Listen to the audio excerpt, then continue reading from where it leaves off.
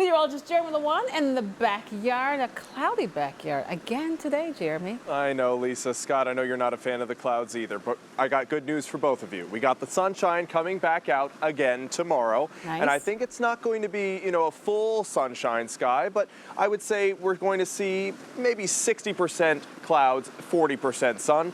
And it's the opposite. Flip that for Sunday, 40% clouds and 60% sun for Sunday. So we got a nice weekend coming up, maybe a sprinkle or two. But I talked before the break about the possibility for some cold nights coming up. And there is a possibility for some frost and some freeze on some of the nights coming up in the next 5 days. So on Saturday, we do have the risk of Saturday night, the overnight temperature being in the low 30s, maybe even breaking below the freezing mark for some of those higher elevations. Same for Monday. We could touch the freezing mark for those high elevations on Monday night. So remember, cold temperatures normally happen right before sunrise the next day. So this low, this 32 for Monday night, is probably going to happen right before sunrise on Tuesday. And then definitely Wednesday night into Thursday, that's when we really could have a hard freeze. So just be aware of that. If you have any plants on your patio that are kind of not resistant to cold, they're going to want to come in for those evenings that we're going to have those cool temperatures. And, this isn't off the mark. Normally we do have our last freeze in sometime in late April or early May.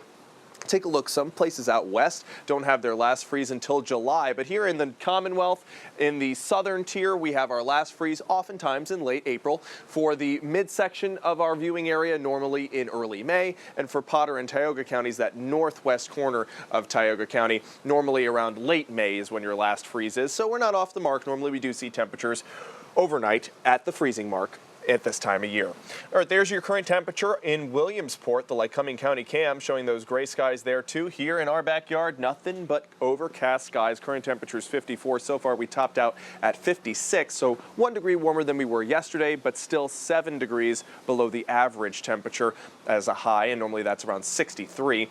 We have a northwest wind at 5 miles per hour. We're going to continue to see a northwest wind develop as we go through the overnight and hours tomorrow as well. Probably anywhere from 15 to 20 mile per hour wind gusts from the northwest. These are the current temperatures across the region in the 40s and 50s. And I want to point out Lock Haven, which is sitting at 54 right now. Yesterday, Lock Haven touched 70 degrees because they saw some sunshine out in central Pennsylvania at this time. Unfortunately, they are anywhere from 11 to 14 degrees cooler than they were 24 hours ago. And here in our area in the northeastern corner of Pennsylvania, temperatures are about a few degrees warmer than they were 24 hours ago. Wilkes-Barre and Hazleton sitting about exactly the same temperature as they were 24 hours ago. All right, we have two different shots of rain. The first one already passed through the southern tier a few hours ago.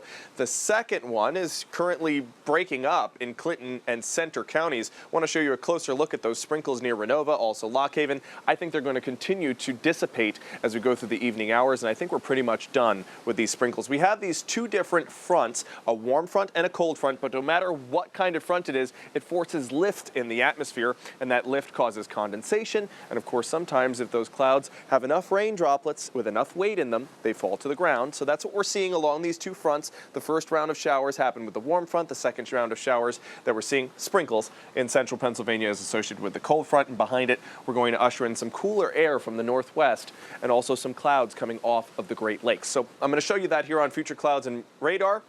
Some continued sprinkles maybe until around midnight. Overcast skies completely overnight tonight. Then we have a break of sun late tomorrow morning. Then those clouds fill in off the Great Lakes, maybe a sprinkle or two embedded within them. I think those clouds and sprinkles completely go away by around 8 o'clock. And then we have a beautiful day on tap for Sunday and for Monday. As far as future rainfall, maybe a few hundredths of an inch. And I wanted to get in the dog walking forecast because this is our own Mackenzie Aukers DJ on a slide, and he just looks absolutely adorable. Looks like a good night to walk your pup. Just bring a light windbreaker, as those winds are going to start gusting tonight into tomorrow and even through Sunday, but not as windy on Sunday as it will be tomorrow. There's your 7-day forecast. Monday, Earth Day Monday, looks fantastic. Hardly any clouds in the sky. Temperatures in the 60s, and then we're seeing a peak in temperatures for next week on Tuesday. Then we drop back down into the 50s for Wednesday and Thursday. Scott and Lisa.